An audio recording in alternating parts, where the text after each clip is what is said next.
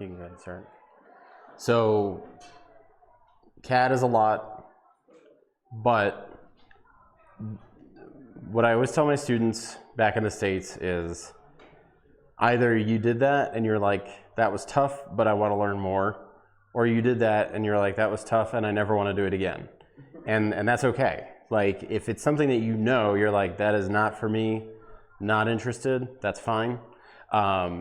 If it's something that you feel like you do want to learn or something you feel like you do need to learn, then now you know like what you're getting into, which I think that's as important as anything, is just knowing like what to expect. Whether or not you're interested, now you know, and you can make a decision about what's best for you. Now, I want to talk a little bit about graphic design and AI before we wrap up for the day. One of the key things with graphic design is that like graphic design covers everything from like graffiti on a wall to like digital painting on a computer. It's a huge, huge, huge field. And it even covers things like making posters, making flyers, making logos for companies, or it could be like just purely artistic, like creative painting and things like that. And so graphic design started out as a physical thing, right? And we've all seen that, okay? But with computers, it's like, okay, let's take these skills and let's move them into a digital. So when we talk about graphic design, like we're focused today on like the basically computer-aided graphical design, okay? And so when you look at tools for that, there are tons. I mean, probably the most obvious is like Adobe. Okay, so a lot of people use Adobe for graphic design, which is great. It's a great tool, but what is like? Is it cheap? No. Okay, like now, I should say, if you're a student and you have a student email account, sometimes you can get Adobe for free or for like a much reduced price. But if you're not a student, it's way, way more expensive. And so the other issue with Adobe is that they can like restrict how you use it. So sometimes in certain situations you have to have like an internet access to sign in and things like that. There are other tools that I like. I teach my students how to use what's called Affinity. Now Affinity does now have a free version. It used to be like you paid one time and that was it. They have a free version, which is good for like affordability, but they can restrict how you can use it. And so just like with CAD, I like to focus on graphic design tools that you can use that don't cost you money and don't restrict you and don't require internet. And so there are a couple. Now, we don't have time to look at all of them. But some of the big players, some of the big programs in this space are GIMP, G-I-M-P. Inkscape is another big one. So let me pull up GIMP, and then Inkscape is another one. Scribus, and I'll write these on the whiteboard too so that we can, so you have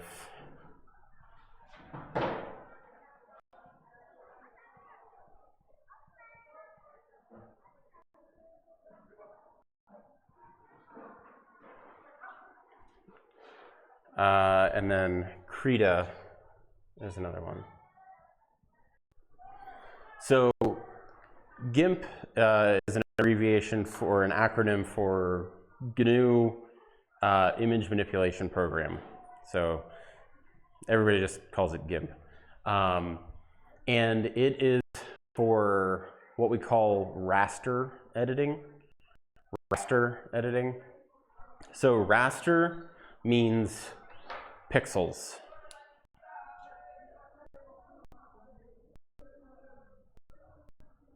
So we can use GIMP for photo editing because photos are made out of pixels. But we can also use GIMP for painting as long as it's pixel based, okay? So when you're painting or editing with GIMP, you are going in and you're manipulating the individual pixels in the picture to make them certain colors. Have any of you seen a painting where, like, if you get really close, it's like a bunch of dots? Or like a collage where when you get close, it's like a picture that from far away looks like a certain color? So it's kind of that idea. Inkscape is what's called vector. It's like if I tell you, all right, you're gonna go out the front gate, you're gonna turn right, and you're gonna walk 200 meters. Okay, that's kind of what vector editing is like. It's like you're telling the paintbrush marker, you're saying like, go out, turn right and go 200 meters. And that's describing, like, I'm telling the marker, I'm telling the pen or the paintbrush where to go.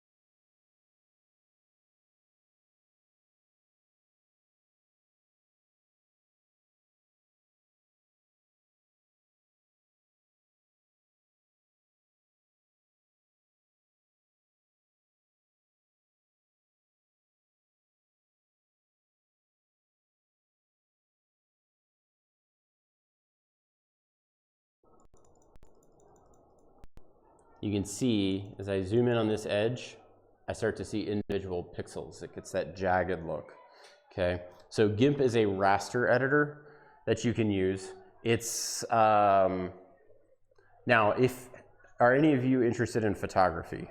Like, you like to take pictures, you like to, so if you use GIMP for photo editing, it is not able to do everything that Adobe can. So like if someone tells you like, oh, GIMP is exactly the same as Adobe Photoshop, not exactly. It is free and it is open. You don't have to pay anybody to use it and they can't tell you what to do with it. I would say it's not as good at editing photos as Photoshop. So graphic design is kind of right next door to photo editing. I would say GIMP is fine. You can use it for photography. It's not as easy to use as Photoshop or Affinity Photo. But it is pretty good, and it's getting better. They're improving it a lot as time goes on. Now, go and open up. Now, Inkscape, like I said, is based on vectors. And so what you can do is you can create it's not really good for drawing. Like you wouldn't use it to make a painting or anything like that. You're going to use it to make things like logos. So let's go ahead. We'll save all this as default. Thank you. Great. Okay.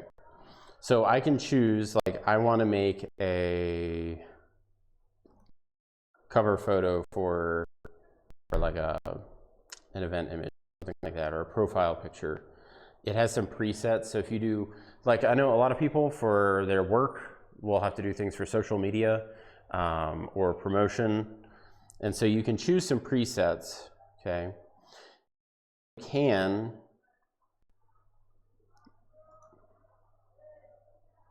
let's go ahead and choose a color here. So I can do like organic shapes or like painting, but you see when I was doing it, it was kind of like blocky, and then it went back and it rendered it. Because to the computer watched what I did basically, and then like the math to draw that shape. Now that is probably one of the issues you'll find with vector drawing, is that like if your computer is like this one, this is a lightweight computer, it's just meant for like students to take notes and things like that. It's not really like a powerful computer. You might notice that vector drawing causes your computer to slow down a little bit. So not enough that I think it would keep anybody they need to do, okay? But it's just something to be aware of, okay? So even a low-end computer like this is totally capable of doing that. So you could use Inkscape vector drawing or GIMP for raster drawing. Now there's another one here, Krita. Krita is meant for painting. So like if you like to paint, like physical paintings, and you're like, I'm interested in doing that on the computer, Krita would be what you would want to use. Now, one thing, and you might have seen these, some laptops like this have a touchscreen, but a lot of times artists will have what's called a tablet or a graphics tablet, and it will come with a pen that you can use to draw. I don't know, like they can be expensive, but there are some really good cheap options too. So if you're interested in doing digital art and you're like, I'd like to get a graphics tablet, I would not go with like an official like Wacom or Cintiq graphics tablet. I would say go with something like Huion is a good brand. That's the one I have. That it's like cheap but good enough. And again, you don't even have to do that. You can do this with a mouse if you want, like I am.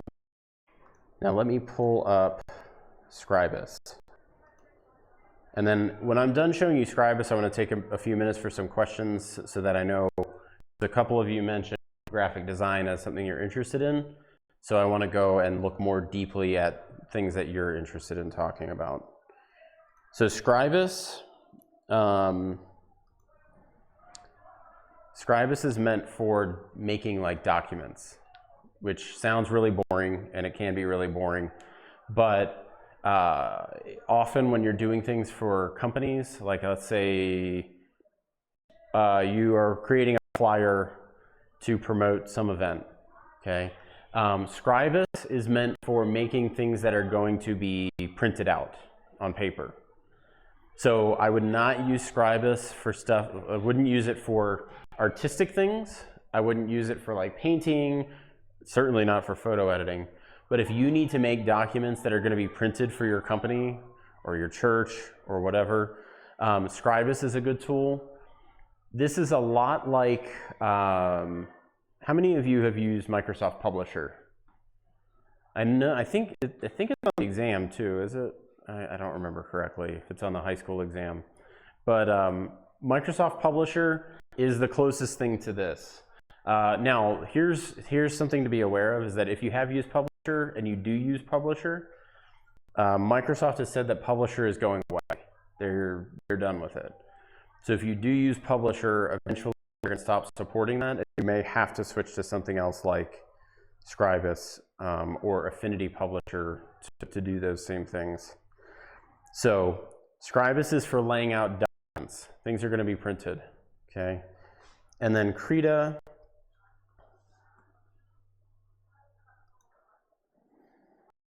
Krita takes a few minutes to load on this computer, so I'm gonna let it do its thing. So this is an example, like this is the loading screen for it, but this is supposed to be like hand drawn, okay? And so when you're using Krita, let me go ahead and create from clipboard just to use image data. All right, so here, all the tools in here are really oriented around using a graphics tablet. So like if I'm using this with a mouse, like I don't know, I'm not very good at drawing with a mouse. Meant for digital painting. So I would say if you're interested in digital painting, you want to find a cheap graphics tablet. QIon is a good brand. And then you can get into tools like this that will allow you to really explore that. Now, because we don't have time to look at everything, now I want to take a minute and get questions from you guys so we know what to focus our time on. So. Why is it important to think about graphic design in a world where we have AI? Yeah. So this kind of segue us into the next topic of AI, but why bother learning how to do this when you can just ask an AI to make a picture for you? It's a legitimate question. Is it worth learning graphic design when you can ask an AI to make a picture for you?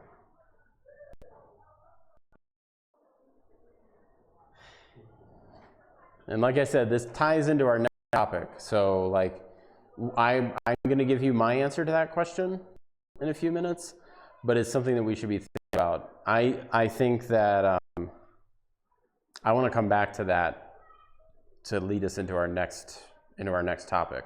But it's a very good question. We're going to come back to it to segue though to get to the next thing. What are some other questions? So again, you said what does This is a new image manipulation program. So it goes back to an open source, like GNU was the name of the software that was used to like run the computer itself. And so they're saying like we're basing our work on their work. So it's just an acronym. It just doesn't, that's all it means. And GNU stood for GNU, not Unix. So it's yeah. It started out as a joke and then it became the name of things. So if you want to do, and all of these do have a lot of good tutorials, this would be the name to look for if you're looking for tutorials. Any other questions? Can you make animation with animation? So you can, if you go with like traditional like cartoon animation where they would draw a picture, then draw a different picture that's slightly different, yes. There are tools that let you basically draw things and then change them a little bit to make animations. Blender lets you like make three-dimensional models and do that with them. So you can use tools like this to draw pictures and then slightly change them. And that would be something where you would use Escape, because you can take a vector and then just change it a little bit. But there are, and I'll have to look and see, but there are tools that are specifically made for that, where you can draw and then animate the drawing. So I'll have to look at that and get back to you. I'll post that in the WhatsApp group. What are the biggest challenges graphic designers face? So is, well, I think that the issue of finances is an issue for a lot of people. A lot of the tools that you're told you should be using cost a lot of money. And so it can feel like it's a tough industry. I have to go and buy a graphics tablet, and I have to go and get Adobe Photoshop, and I have to go and get a better computer. And if you get a job at a company and you're their graphic designer, they're going to pay for you to have the hardware that you need to do that. Individual, that can be a tough hill to climb to save up the money you need for these different things.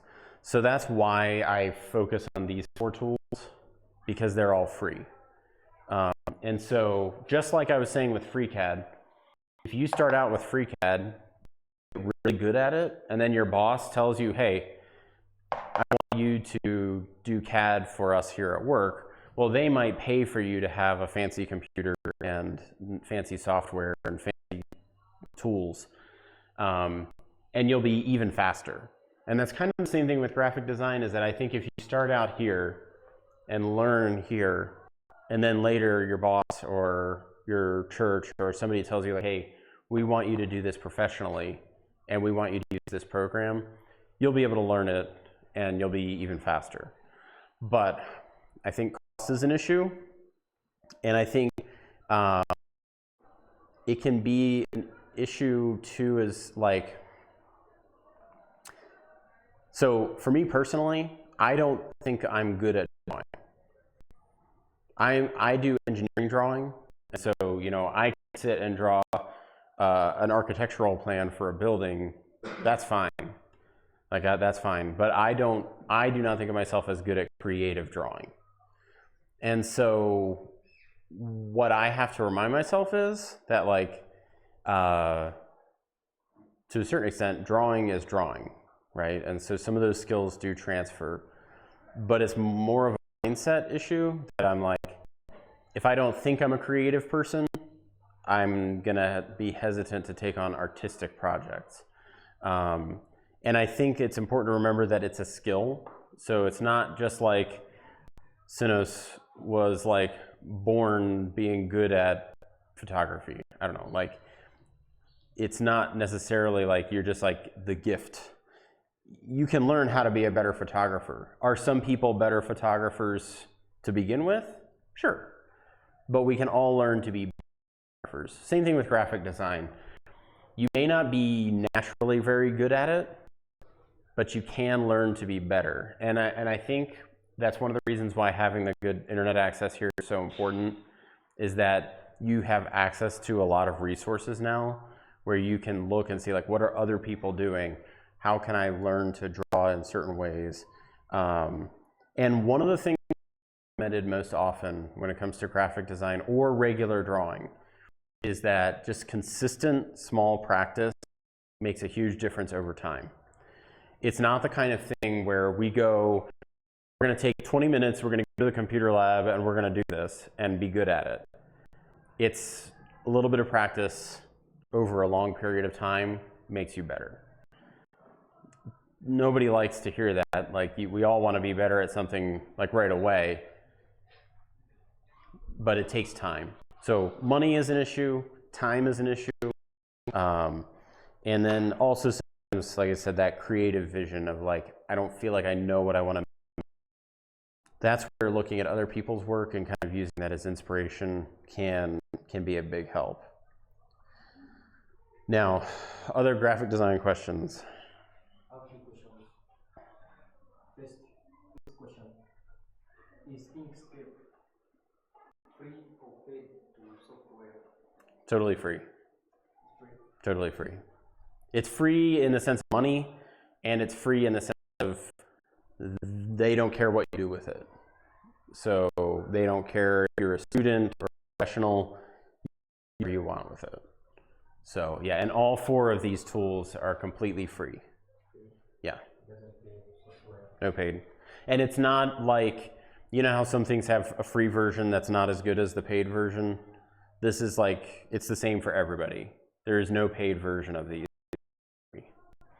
So, and that's why I recommend these as a starting point, is because if you're like not sure that this is something you want to do for a living, you don't want to go and spend hundreds of dollars to get started. And so that's why I recommend these as a starting point. Probably the one thing you'd have to think about investing in is a graphics tablet, or getting a laptop that supports a pen, where you can use a pen on the screen. So, and I would say go with one of these, a lot cheaper, and then getting a whole laptop. So. Which computers do you recommend for graphic design projects? A lot of people in the graphic design field use Apple laptops. There's not really any particular, it's just sort of one of those things that like everybody around you is using it, so you're like, oh, I should use that too.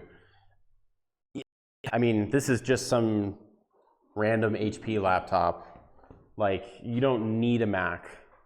And a lot of people, kind of going back to the challenges that people face, is it sounds kind of dumb, but peer pressure.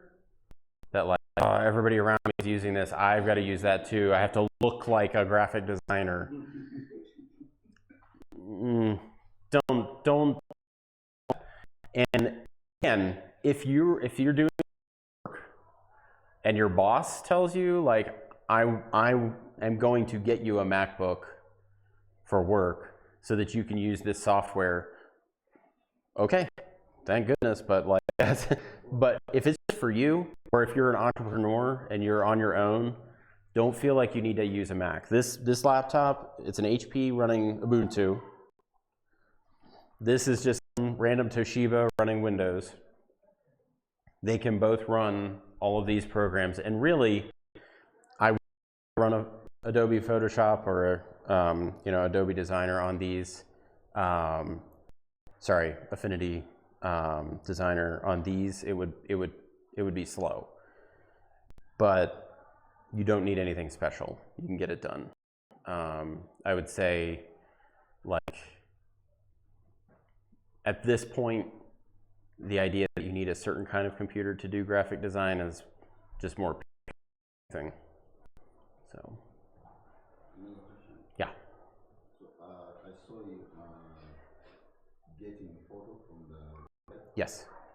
You said in project. Yes.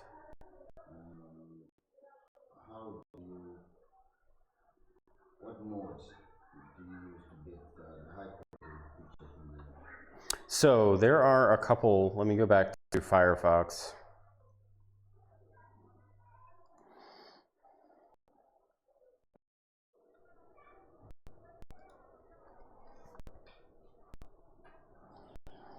This is a source that I use a lot with my students, unsplash.com. So you can use like these pictures without paying. So you can pull these pictures in. So for example, let's go here, download free. Okay. So now I have a copy of this on the computer, and then I can open with, let's say I want to do Krita.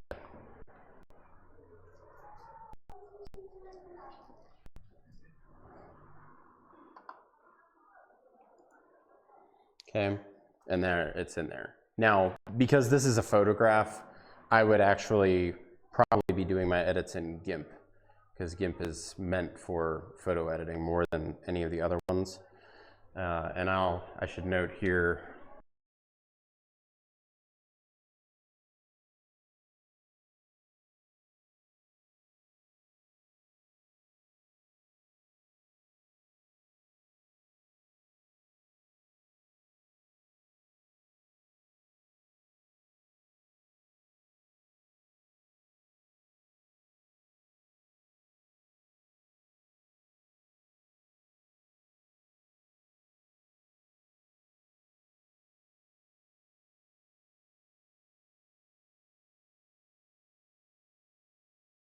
target the one you want to use based on your interests.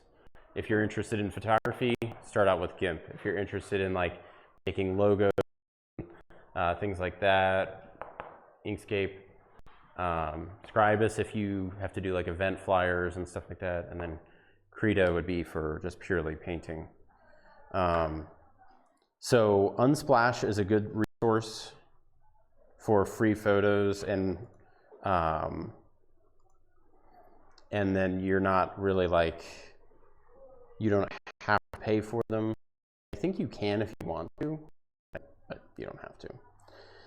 And you can do filtering by different kinds of photos, and you can also do illustrations. So here, these are examples of things. So these things on screen are the kinds of things you can make with Inkscape, okay? So that's probably a better way to say it, is for like illustrations. So for example, if you are a graphic designer who's helping with a book, and they want you to do the illustrations for the book, then Inkscape is the right choice for that. Now, you could use other tools, but Inkscape would be great. So these are some examples of different illustrations that were made using tools like Inkscape. No. But if you are interested in video editing, again, focusing, like you can go with paid stuff like Adobe Premiere. DaVinci Resolve is a free program that you can use for video editing. Let me put that up here, DaVinci Resolve.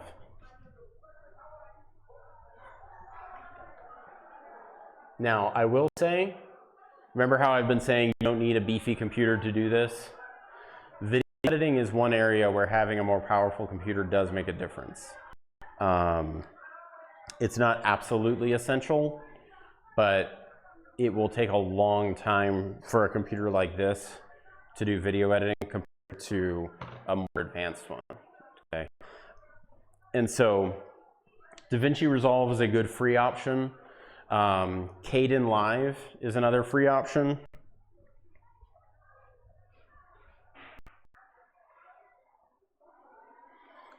For video editing.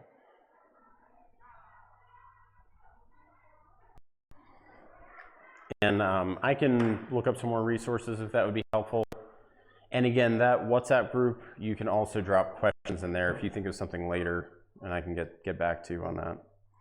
So, any more questions, or do we want to jump back to the AI question?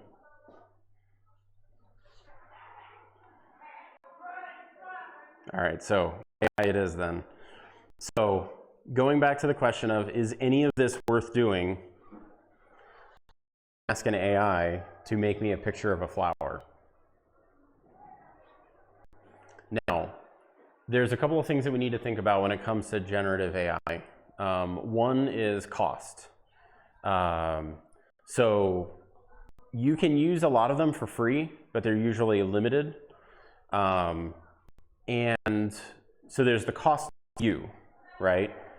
There's the cost to me, the cost to you as the user, but there's also a cost associated with like the actual use of them because of how much power they take. And so because they require so much energy to run, these AI tools are usually controlled by very large companies. And so the way that I kind of talk about this when I'm talking with students is that, like, you have very powerful companies like and Microsoft that are now even more powerful because we're relying on them to use tools like AI tools. So one of the problems with AI is that it's making powerful people more powerful, and it's making you more powerful. So one of the things that I emphasize a lot with my students back in the US, and I want to emphasize here, is that at least for me as a teacher, the point of teaching you how to do something is to make you more free. So like, you don't have to go to someone else and ask them to make this thing for you. You can make it for yourself. Now, Is that maybe saving you money? Sure. But the idea is that it's making you more free in that you don't depend on other people as much as you did before. Now, I'm not saying you shouldn't depend on anybody, okay? Like, I think that in a community, it's good for us to rely on each other. But the idea is that, like, that's a choice that you make. And so when you are learning graphic design or CAD, you are empowering yourself, and you are more free than you were before because you can choose to do this for yourself, or you can choose to let Joey do it for you, right? That's a choice that you have. Where before, you didn't have a choice, you had to go to Joey, you had to go to me because we knew how to do it and you didn't. So I think that one of the problems with AI is that it is making us less free. Because if I never do any graphic design and I'm relying on the AI to do it, what will I do when ChatGPT goes away? So one thing we have to realize is ChatGPT is losing massive amounts of money. Like, the company that makes ChatGPT is losing massive amounts of money. And so basically what's happening is very rich people are throwing money at this company and saying, like, we believe this is going to be a big deal. And that money is just disappearing. Like, it's just, they're losing so much money. Eventually, these rich people are going to be like, I'm kind of tired of losing money, and they're going to stop giving money to these companies to develop AI. And we've already seen, did any of you ever Sora for like making videos? So that's already gone. Google decided it was too expensive, and so they got rid of it. Now, if you were relying on that for your job, and now it's gone, your boss is like, hey, how come you can't make these videos anymore that you've been making? You know? And so that's kind of the same thing with graphic design, is that, like, can an AI do it? Yes, and it's getting better and better really fast. Will it be around forever? And what will you do when it's not? So if you've been using AI to make graphic design and it's going really well, good, but think about what's going to happen when that goes away. If you're relying on it for your job could go away if you don't have access to that anymore. Now, on the other hand, what if you do know how to use what if you do know how to do graphic design and you lose your job because your boss says, well, take a picture of a lady wearing a hat in 2 seconds using ChatGPT. I don't need you anymore. So it's one of those situations where if AI stays around, we could lose our jobs. If AI goes away, you could lose your job. And so I think we need to be really careful. You know, I like, if we picture AI as kind of like, you know, I see and it's cool. It's a very powerful animal. Do I want to run up and poke the rhino? No. Okay. And so I think that right now AI is kind of this huge force in our cultures that we don't quite understand how it fits in, and some people are all in and some people are absolutely not, and a lot of us are in the middle. So I think understanding a couple of things about AI will help you make a choice whether something is worth it or not. I've already talked about the fact that I suspect that the rich people who are funding a lot of the AI stuff are going to get tired of losing money and pull their money out. So I suspect that within the next few years, some of these AI tools are going to go away. So I would not be getting a job where I'm relying on AI to do my job. I just wouldn't. On the other hand, if I am a graphic designer or an engineer who does CAD, I don't think you look at it as like, oh my goodness, I'm going to lose my job because of AI. I'm a teacher. Like my job day to day is teaching. Can you use an AI to learn about stuff?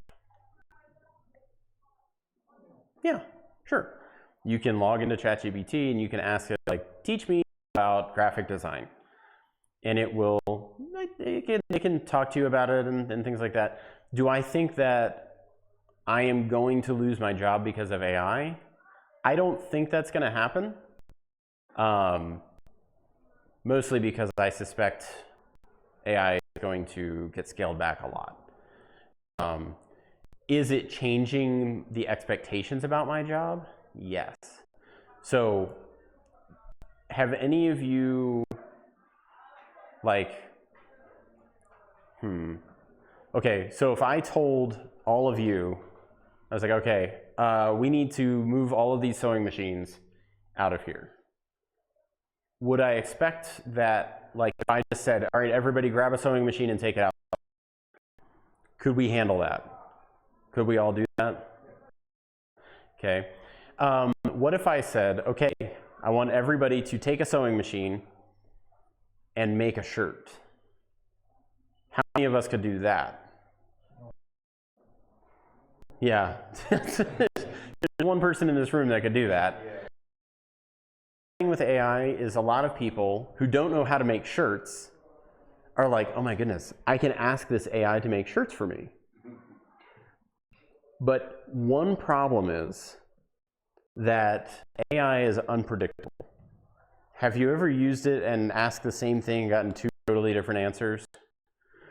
So if I ask, so Sinos knows how to make shirts, and I tell him how to make the shirt, and I'm like, can you please make me another one? Would I expect that that other shirt was the same as the first? I mean, I'd like it to be, but if Sinos comes back with a totally different shirt, then, and that's where a lot of people are finding with AI is that they're treating AI like, I know this person, this tailor, who can do this thing, and he every time he nails it, it's perfect. Well, that's not the case with AI. You can ask it to do this thing that will give you two totally different results. It's unpredictable, which can have advantages when it comes to like brainstorming or things like that. But if you just want to get the job done and you want to get it done right, and you want it done right every time, good. So if you're boss, so you're like, okay, I'm going to make this picture of this lady wearing a hat. So I tell the computer, make me a picture of a woman wearing a red.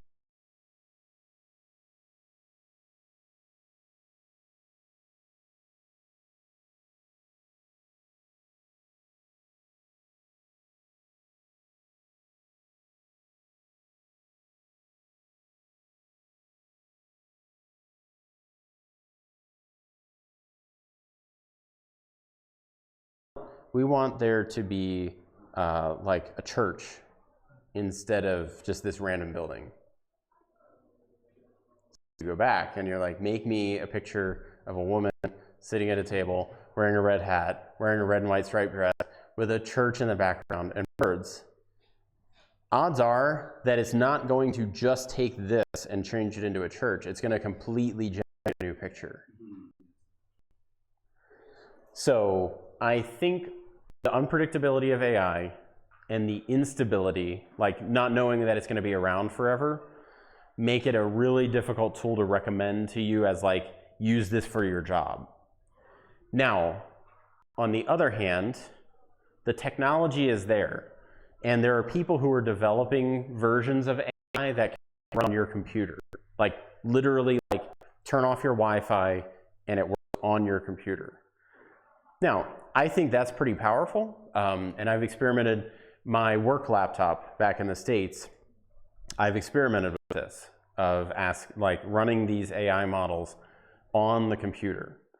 And that's pretty powerful. So for like photo editing, there are tools where, and if you've ever used like Photoshop or something like that, you know you can like highlight a person and like delete them from the picture. Like that's been around for a while. That's not new technology. And so generative AI can be even more powerful than that, of not just like, I want to get rid of Seth in the picture, but I want to replace Seth with Joey. And then AI, the generative AI, do things like that. And it's very powerful. And some of those things can run on your computer. Now, getting back to my previous speech about making you more free, does being able to do that on your actual computer make you more free? Like if it's on your computer, can anyone else control you using it? No. So like that is making you more, it's giving you abilities that you didn't have before. And so I do think that that's exciting, but you need a pretty beefy computer to do it. And so it tends to leave people behind who have maybe a less capable computer or just an average computer.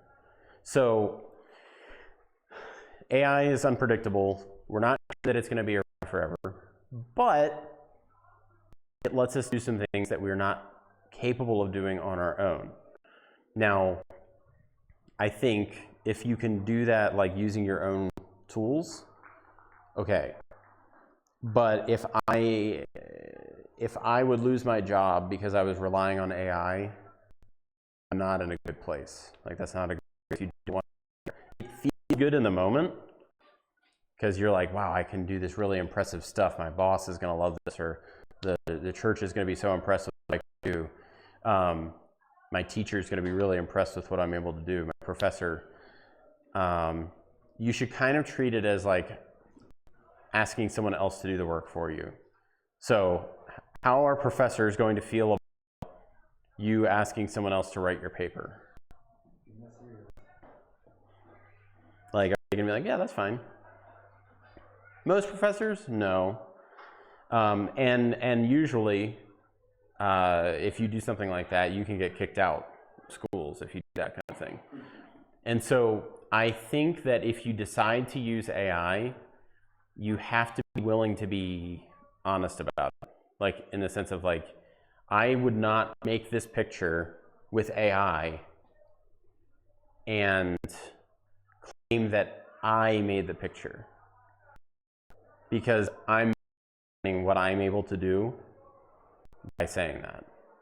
Now, if you say like, I took this photo and then I used an AI to remove, I don't know, there's like a dog in the background that you don't want in there. Did you make the photo or did AI make the photo?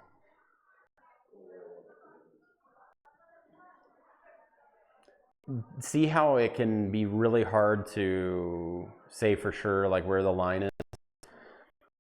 If I just asked an AI to make this picture, I wouldn't claim that as my picture. But if I took a photo and then I asked an AI to take the dog out of the background, I would say that's still my picture, but I definitely, like, could I remove it without using AI? Now, kind of my thought on this, and again, this is my opinion, this is not like, you know, coming from on high or anything, but my opinion here is that if I could do it without the AI, and I just use the AI to do it more quickly, I don't really see a problem with that. If I'm doing something I know how to do, and I'm doing it faster with the help of AI, I don't really see a problem. If I'm using it to do something I can't do, no matter how fast, like if I just can't do it, now I'm not really comfortable with that term. This is why, like, programmers, how many of you have done kind of coding? Anybody? A little bit? Yeah. So, like, if you've done coding and then someone who hasn't done it is like, well, I'll just ask an AI to do it. Are they a programmer? No. Do they understand what they're doing? No. It's like them coming to you and asking you to do it.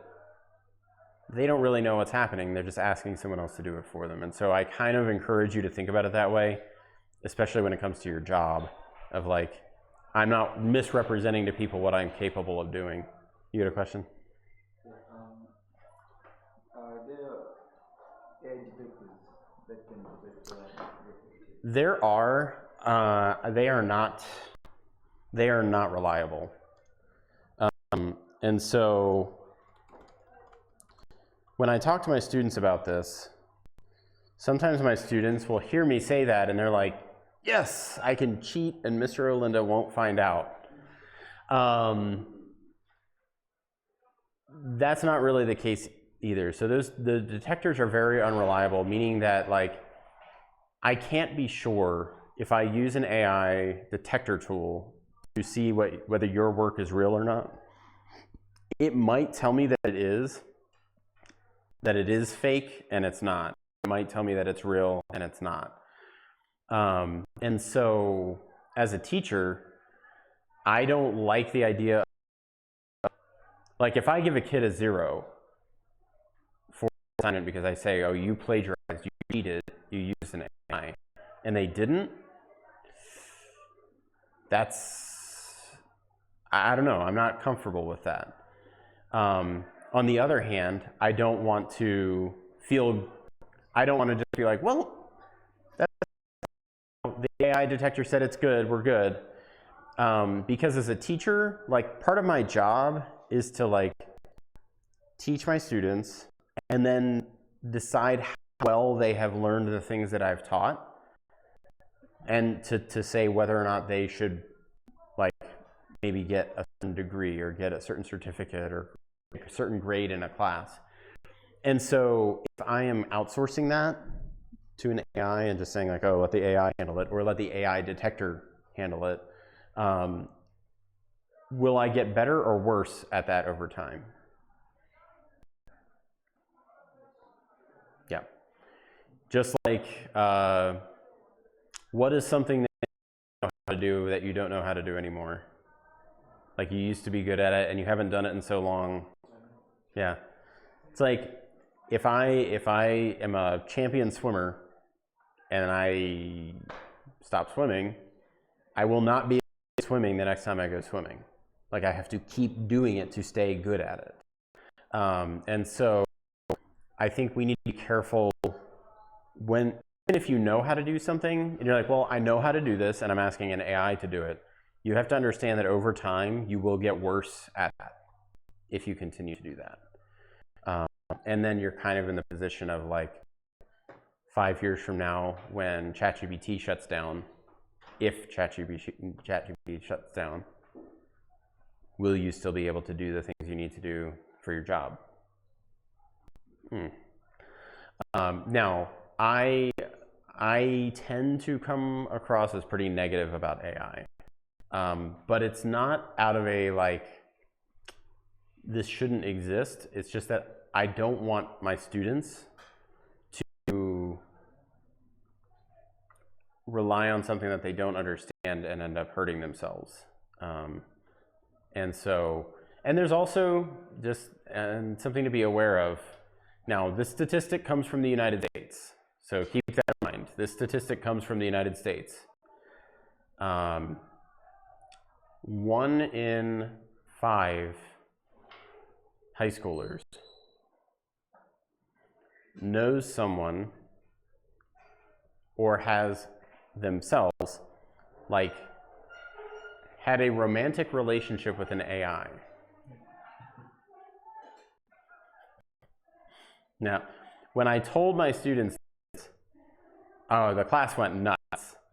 They were like, that's not true, that can't be true. It was a big survey that they did. And, you know, and in my classes have at least 10. So they're looking around, they're like, oh, who is it? Like, it's a statistic, and again, it's from the US, but like that is a thing that's kind of concerning, right? You know, like that's not a good thing. Another thing that came out of that survey was that 2/3 of kids said they would rather talk to an AI about a problem they're having than their parents. Like, I sit down and I'm having something bad happens to me at school, and I would rather talk to an AI than my parents. That's where most American kids are at,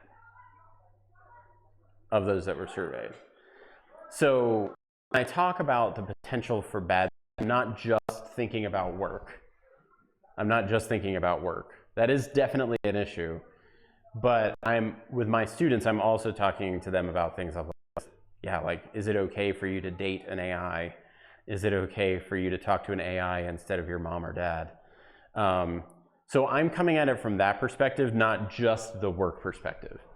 And if I had to give you kind of like a one sentence, like this is my opinion, I think informed opinion, but still just my opinion, is that once you are an expert at something, you can make the choice about whether or not to use AI to help you do it. If you are an expert teller and you want to use an AI to help you do that, that's your choice. You know enough about your trade, about your job, to make that choice and understand that if you keep letting it do it, you'll get worse at it. If you keep, it may make mistakes and you have to be prepared to catch those. And when you do use an AI, you kind of treat it like a beginner, okay? Like if Sinos asked me to help him make a shirt, okay? He's not gonna just tell me to make a shirt and leave. Like, I don't know anything about that, okay? Like, I can use a sewing machine, I can fix holes and I don't know how to make a shirt. And so if Sinos tells me to make a shirt and then just leaves, and he comes back, he's gonna have a terrible shirt. What he's going to wanna do is sit down with me and show me how to do it until I'm good enough to do it on my own. So when you use AI, don't treat it like it knows as much as you. Treat it like it's a beginner that's gonna make mistakes. And if you don't check the work, bad things will happen. There's a lawyer in the United States who lost his job because he used an AI to write a legal document. I mean, it was all over the news when it happened. And it made up fake court cases. And he didn't check the work. And he gave it to the judge. And the judge starts reading it and is like, I've never heard of this case. I've never heard of this one either. So they started looking him up, and sure enough, they're all fake. So that guy lost his job. He can't be a lawyer anymore because he assumed the AI was an expert when really it was just a beginner. And so you want to make sure that you are being realistic with it, okay? Like, know what to expect. And then when you're an expert, you know, you have experience with something and you decide to use it to help you, that's a choice that you can make. But keep in mind, you know, is it making you more or less free? Is it making you dependent on other people in a way that you can't control? You know, and keep that in mind too. Any questions about all that?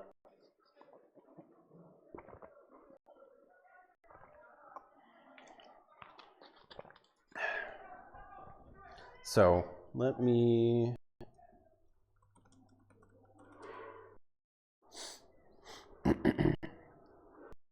sorry.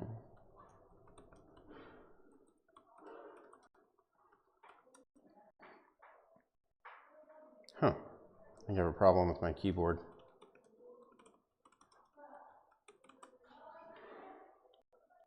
Nope, that was just me. So we're about at a point where we can stop if there aren't more questions. But I don't want to close out until you've had a chance, if you have questions about CAD or graphic design or AI. I just wanted to know where or what is the name I should search if I want to find your video. You can find, so I have two. Some of my videos are under my work email because I'm doing them for my students, and others are on my personal account. My name is listed as the same for both, just John Olinda. So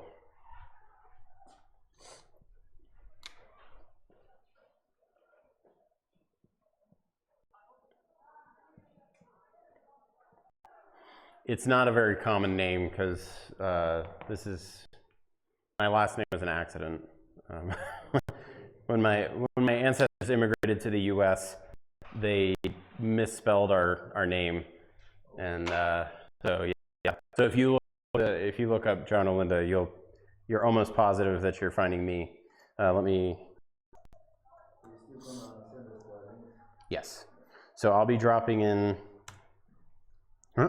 Sorry, John Travolta. Yeah, this is the. Years ago, one of my students drew a cartoon of me, and I just made it my profile picture. So if you see that profile picture, that's me.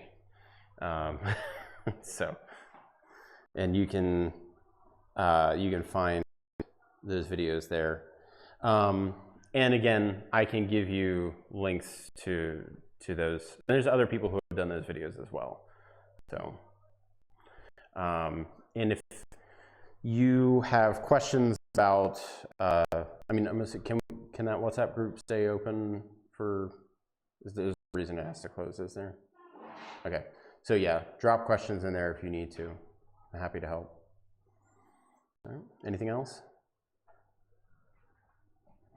All right. So you survived FreeCAD. So, and I appreciated your questions about graphic design. I think that was a good. I think those brought up some good points. And then if you think of something else, just drop it in that group chat. Okay. You can stop the recording stuff. And I'm